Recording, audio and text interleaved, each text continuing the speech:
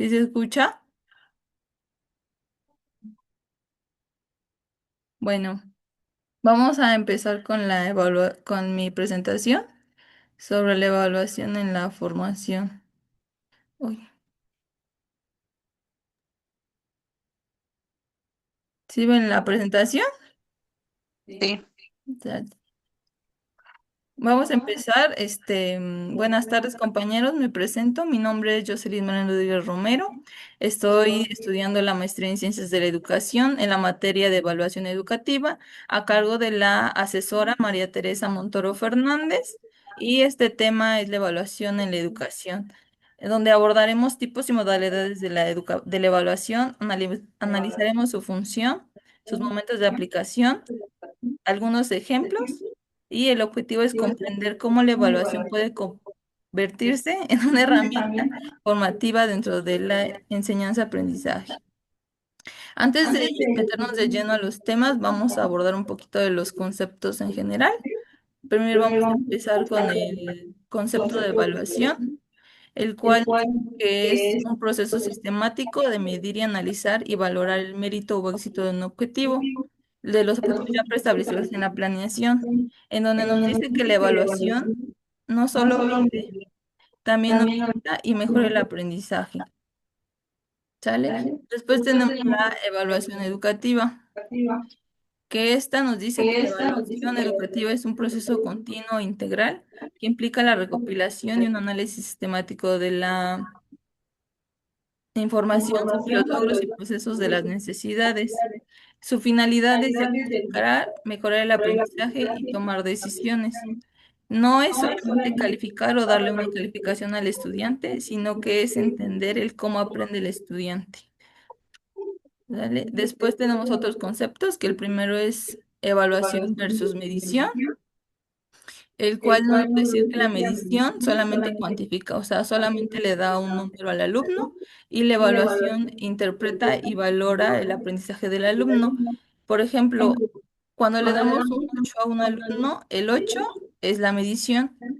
Y explicarle al alumno por qué lo obtuvo el 8 es la evaluación, ¿sale?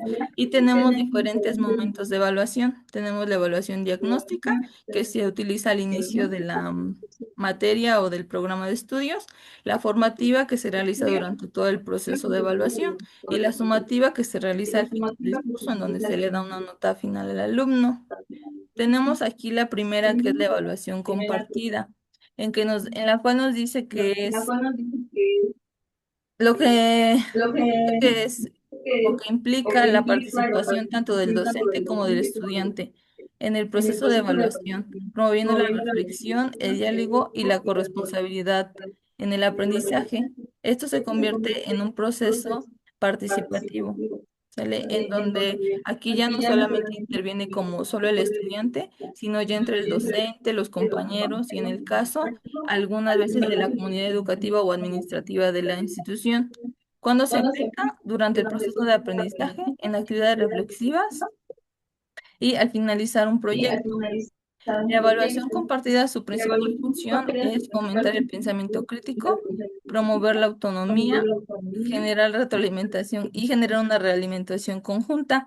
Aquí un ejemplo es después de una exposición o de algún trabajo grupal, el docente y los estudiantes se pueden, como en una clase extra, valorar el desempeño que tuvo tanto el docente como los estudiantes, y así analizar las fortalezas de la clase o de las exposiciones y obtener áreas de mejora.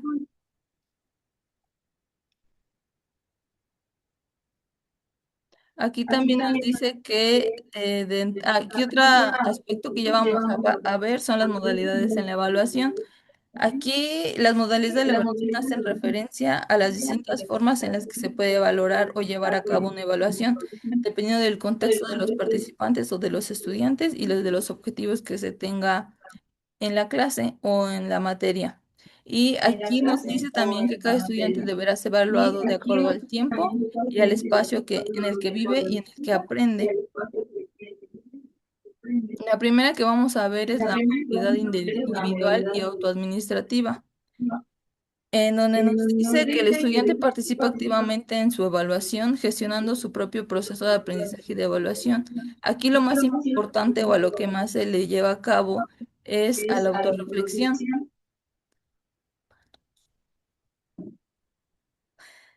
Este, aquí cuando se aplica en actividades autónomas y autoevaluaciones. Y su función, como ya lo dijimos hace ratito, es desarrollar la autonomía y fomentar la autoevaluación. Aquí un ejemplo sería cuando un estudiante a sí mismo se realiza su autoevaluación y su autorreflexión por medio de una rúbrica o de algún otro instrumento que nosotros le facilitemos. La que le sigue es la evaluación colaborativa, que se trata de construir el aprendizaje de manera conjunta y reflexiva. Aquí es más como fomentar las habilidades sociales y para que el alumno junto con sus compañeros pueda construir un conocimiento conjunto, por lo cual se aplica cuando se trabaja en equipo y en proyectos grupales. Aquí es cuando podemos hacer una evaluación entre pares, cuando un estudiante se evalúan entre sí y entonces ahí se ven las fortalezas o las áreas de mejora del estudiante. Y la última modalidad es la presencial y la no presencial. Aquí vamos a valorar el aprendizaje en tiempo real en la presencial y en la no presencial va a facilitar la evaluación en diferentes contextos y tiempos. Cuando se aplica en la presencial, en las clases físicas, en la no presencial, en clases virtuales. Y de las dos, su función es adaptarse al contexto y flexibilizar el aprendizaje. Aquí un ejemplo, pues como ya sabemos en la presencial, es exámenes que los que ya conocemos frente a grupo y en la no presencial pues son pruebas virtuales o algún trabajo que tengamos en plataforma. Aquí tenemos la evaluación formativa mediante feedback o feedforward. La evaluación formativa primero busca mejorar el aprendizaje durante el proceso a través de la retroalimentación. Aquí nos brinda herramientas necesarias para ver hacia dónde va, así vamos a lograr o no los objetivos de aprendizaje. Y la evaluación formativa proporciona a los estudiantes información específica sobre las áreas de mejora o sus propias fortalezas para así poder alcanzar los objetivos establecidos. Aquí la primera que vamos a ver es el feedback, que como tal es la retroalimentación completamente del estudiante. Y cuando se aplica después de una actividad, le dejamos un ensayo al alumno, inmediatamente se le da una retroalimentación y lo que busca es corregir errores y identificar las áreas de mejora. Y el feed forward es la proyección a futuro de lo que el estudiante tiene que mejorar. Cuando se realiza antes de la siguiente actividad o al finalizar el curso, y su función es orientar el aprendizaje. Aquí le vamos a hacer una pregunta a la maestra Marta. Antes de finalizar, ya se finalizó como tal, como los puntos que vamos a ver en esta sesión. Y ahora me gustaría saber, en la maestra Marta, ¿has utilizado alguna de estas modalidades de evaluación en tu práctica? Buenas tardes. Sí, a mí me gusta aplicar la evaluación formativa, aunque a veces la planeación me pida la sumativa. Muchas gracias, maestra Marta. Ahora le quiero preguntar a la maestra Xochitl, ¿cuál considera que es más importante, la aplicación del feedback o del forward?